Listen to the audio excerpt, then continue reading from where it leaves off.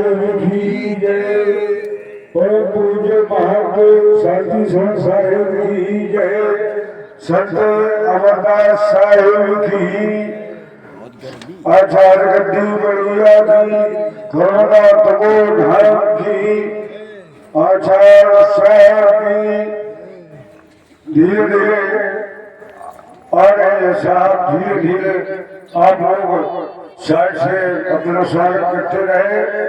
हाँ, ज्यादा ऊपर न फेंको, ज्यादा फूल ऊपर के भर गए।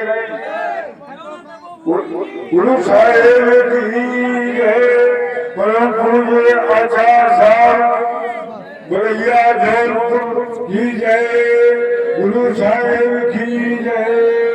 गुरु साहेब की जय।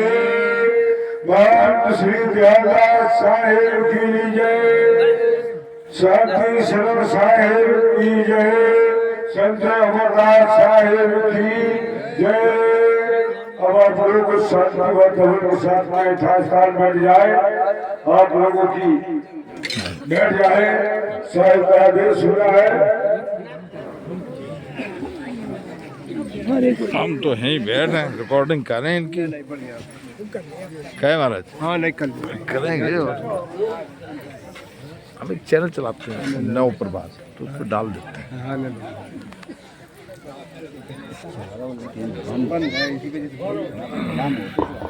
हेलो, बैठ जाए आप लोग।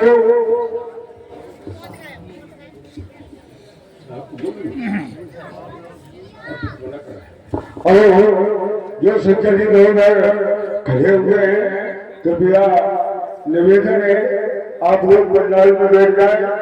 बड़ी ही शांत वातावरण के साथ आचार्य साहब सिंहासन में आसीन, गद्दी पर आसीन हो चुके हैं।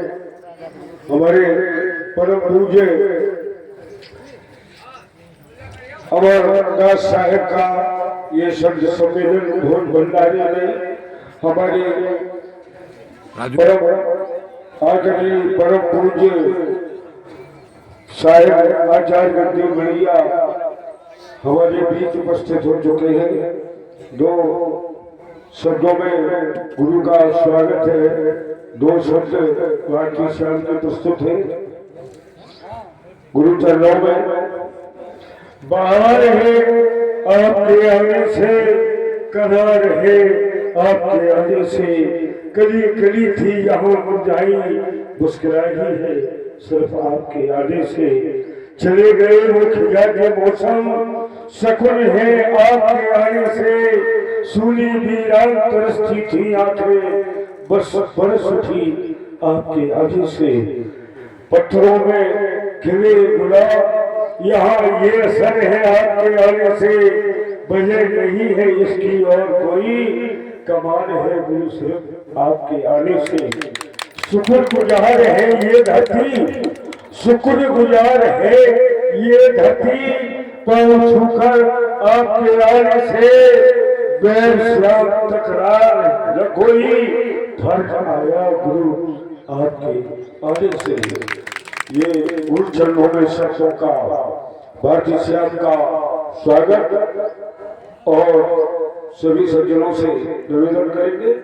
और गुरु की वाणी आप तक पहुंचने ही वाली है।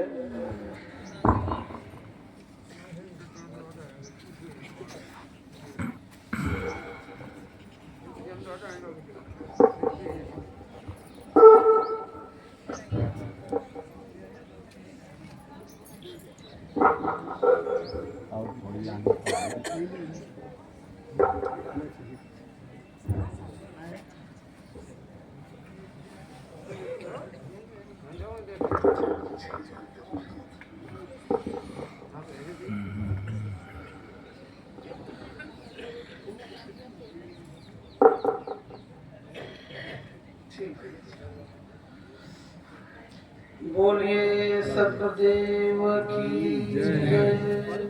बंदे छोड़ सतगुरु कबीर साहब की जय।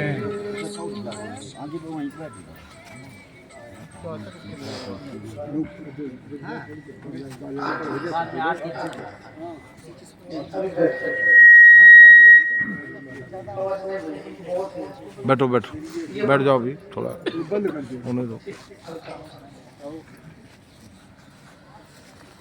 अज्ञानतिमिरान्धस्य ज्ञानाञ्जनशलाकया चतुर्मिलितं येन तस्मै श्रीगुरुवे नमः। तस्मै श्रीगुरुवे नमः। कबीर नामं परमं पुनीतं युगे युगे स्वामी हरन्त दुःखं दातारमुक्तं पुरुषं पुराणं चरणारविन्दं सततं नमामि। चरणारविन्दं सततं नमामि। बोलिए सतगुरुदेव की जय।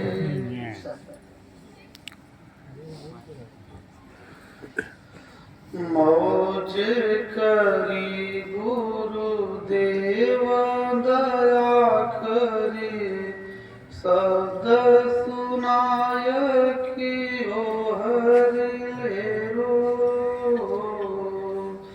ज्यों रवि के उदय सब नासत दूर की ओ ब्रह्म भागी अंधेरो। कायिक वांछित मानस हो भूमि ऐ गुरुदेव वंदन मेरो। मौज करी गुरुदेव दया करी शब्द सुनाय की हो हरिलेरो। बोलिए सतगुरुदेव। प्रातः स्मरणीय परम पुरुष परमात्मा बंदीछोर सद्गुरु कबीर साहब एवं इस पवित्र धरा पर उपस्थित संसार को शांति का संदेश देने वाले पूजनीय संत समाज धर्म स्नेही बंधुओं श्रद्धा मुक्ति माता में आज का यह परम सौभाग्य का दिन है। परम पूजनीय आत्मलीन सतलोकवासी हमारे अमरदास साहब जी के स्मृति में ये कार्यक्रम का आयोजन किया गया। इस जालौन जिला के डिस्ट्रिक्ट बिरियापुर है ना, जालौन जिला बिरियापुर कोट, ये पवित्र भूमि पर संतों का आगमन हुआ। मैं भक्त श्री को खूब खूब धन्यवाद दूंगा कि उन्होंने संत महापुरुषों के वाणी वचन का लाभ आप सबको प्रदान किया। अभी आप सभी भजनों के माध्यम से सत्संग के माध्यम से सद्गुरु कबीर साहब के दिव्य वचनों को आप लोग श्रवण कर रहे थे। मनुष्य जीवन के मूल्यों को हमारे संत महापुरुष आप सबके बीच में उसके मूल्यों को प्रदर्शित कर रहे थे।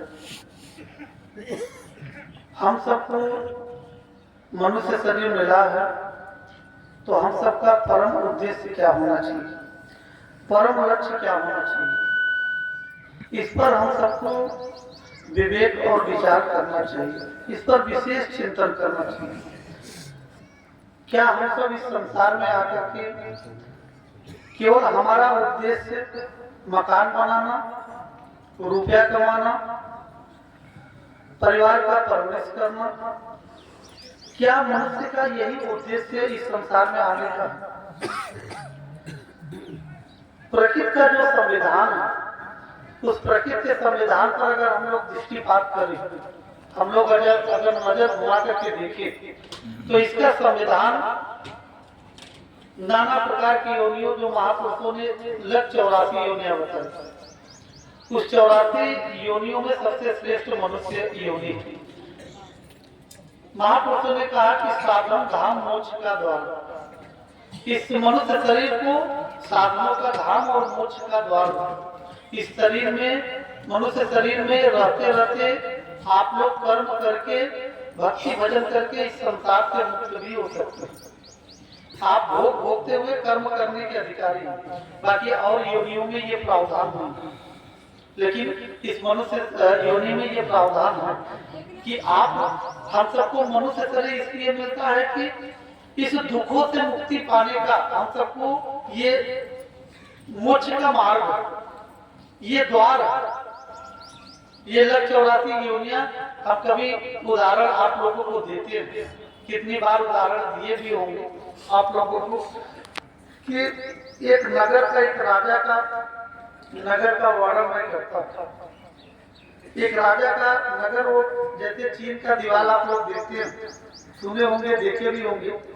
चीन का दीवार अपने देश की सुरक्षा के लिए चीन का दीवार बनाए गए थे कि जो आक्रमणकारी बाहर से हैं वो चीन पर अटैक कर सके, इसलिए दीवार बनाई गई। वैसे एक नगर में एक राजा अपने पूरे राज्य को बाउंड्री वाल से ढक दिए थे, बस केवल एक ही गेट लगाए हुए थे, आने और जाने का केवल एक ही गेट था, प्रवेश करने का भी और बाहर निकलने का था, और बाकी बाउंड्री वाल से पूरे राज्य की सुरक्षा के लिए बाउंड्री वाल का निर्माण करा दिया। ऐसे ही एक भिखारी अंधा जो आंखों से देखता नहीं था, वो भिक्षा मांगता था, हर गांव में जाकर के मांगता था। वैसे मांगते मांगते उस नगर में भी प्रवेश कर गया। तो नगर में प्रवेश करने के बाद कई वर्षों तक उसी नगर में घूमता रहा। तो नगर वालों ने सोचा, गांव वालों ने, कि भाई ये अंधा भिखारी हमारे ही राज्य में रहेगा क्या, और भी राज्य है, और भी राज्यों में जाना चाहिए। तो उनसे निवेदन किया कि भैया हमारे ही राज्य में रहोगे क्या, और भी जगह, और भी राज्य जाकर के वहां भी भिक्षा मांगो। तो बोले भैया मैं क्या करूं, मुझे रास्ता तो दिखता नहीं, कृपा करके मुझे रास्ता दिखा देते तो मैं नगर से निकल जाता। तो नगर तो बड़ा था, तो लोगों ने योजना बनाई कि भाई अब इतना तो हम गेट पर जाकर के उनको ले जाकर के पहुंचा, काफी किलोमीटर था। तो लेकिन राजा ने एक व्यवस्था दिया था कि अपने राज्य की सुरक्षा के लिए बाउंड्री वाल के किनारे किनारे रोड बना दिया। तो गांव वालों ने योजना बनाया कि भाई अंधे हम दिखता नहीं है इनको, तो योजना बनाई कि भाई दीवार को ही पकड़ा दे, बोले इस दीवार को छोड़ना मत, और जैसे ही आपको गेट आएगा उसी गेट से निकल जाएगा। तो बोले धन्यवाद है भैया, आपने मुझे रास्ता दिखाया, मार्ग दिखाया, इसके लिए धन्यवाद है। तो दीवार पकड़ करके वो जो भिखारी था, वो अंधा व्यक्ति, वो दीवार पकड़ते पकड़ते पकड़ते पकड़ते आया, और जैसे गेट के समीप आया वैसे उसके शरीर में खुजली हो गई, और जब खुजली हो गई तो हाथों को दीवार से हाथों को छोड़ दिया, और फिर चलता रहा, रुका नहीं, चलता रहा, गेट पार कर गया, फिर दीवार पकड़ लिया। फिर दीवार ऐसे ही कई महीनों तक ऐसे घूमते घूमते फिर आया, और फिर वही क्रिया हुई, फिर उसके शरीर में खुजली आ गया, और फिर वो गेट को पार कर गया, और ठीक इसी प्रकार से वो जो अंधा व्यक्ति था उस राज्य से निकल नहीं पाता। ये तो एक दृष्टांत है। अब हम सब अपने जीवन पर दृष्टिपात करें, ऐसे ही मनुष्य का जीवन है, ये जीव जगत का जीवन है। बाउंड्री वाल क्या है, ये लक्ष्य 84 योनियां, कीट पतंगे, पशु पक्षी, गाय भैंस घोड़ा, ये जितने ये बाउंड्री वाल, ये बाउंड्री वाल है। ये जीव क्या, ये अंधा कौन है, अज्ञान दशा में जो ये जीव इस संसार में जो फंसा, ये नगर, ये संसार है, और बाउंड्री वाल लक्ष्य 84 योनियां, वो पकड़ते पकड़ते पकड़ते पकड़ते जैसे इस मनुष्य शरीर में ये गेट के पास आते हैं तो खुजली आ जाती है। मनुष्य के जीवन में कौन सी खुजली आती है, काम, क्रोध, मोह, लोभ, द्वेष, अहंकार, ईर्ष्या, कलह, कल्पना, यही खुजली में पूरा जीवन बिता देता है। फिर वही लक्ष्य 84 योनियों में फिर भ्रमण करना चालू कर देता है। इस प्रकार से वो मनुष्य जो है कि इस 84 लाख के दुखों से मुक्त नहीं हो पाता। हम सबको कितना अभिमान, ये शरीर हम सबको प्रकृति ने परमात्मा ने दिया, लेकिन कितना हम सबको इस शरीर पर अभिमान होता है, लेकिन कितने दिन तक अभिमान कर सकते हैं। अभी एक डॉक्टर बता दे कि आपको कैंसर हो गया है, ज्यादा से ज्यादा 1 महीने जीवित रहेंगे। उस मनुष्य को ला करके आप करोड़ों रुपया सामने रख दीजिए, चाहे जितनी भी संपत्ति धन रख दीजिए, लेकिन उससे कोई लेना देना उस धन का नहीं, बस केवल उसका चिंतन बना रहेगा कि मैं मर जाऊंगा, एक दिन मर जाऊंगा। तो हम सबको मरने का क्या प्रतिदिन करना चाहिए। अगर बुराइयों अच्छाइयों के रास्ते पर अगर पथ पर चलना है, तो हर मनुष्य को सुबह उठ करके मरने का एक बार ख्याल करता है कि मैं एक दिन मर जाऊंगा। तो न तो कोई मनुष्य किसी का बुराई करेगा, न तो बुराई सुनेगा और न बुराई देखेगा। और सदगुरु कबीर भी कहते हैं कि आप कितने बड़े गुरु से दीक्षा लेंगे, आप कितने भी देवी देवता या भगवान की पूजा कर लीजिए, अल्लाह का पूजा किसी की पूजा कर लीजिए, लेकिन अगर आपके अंतःकरण में पवित्रता नहीं है तो आपकी कोई भी साधना न कोई भक्ति आपकी सफल हो नहीं सकती है। इसलिए जरूरी है जीवन में पवित्रता हो। सदगुरु कबीर कहते हैं कि कबीर मन निर्मल भया जैसे गंगा नीर, और पाछे पाछे हर फिरे, पीछे पीछे हरि फिरते, और कहत कबीर कबीर। अगर आपका मन निर्मल हो गया, पवित्र हो गया, तो आपको हरि को खोजने की जरूरत नहीं है, आपको भगवान को खोजने की जरूरत नहीं है, भगवान आपको स्वयं खोजेंगे। इसलिए आपको निर्मलता और पवित्रता हमेशा जीवन में बना करके रखना चाहिए।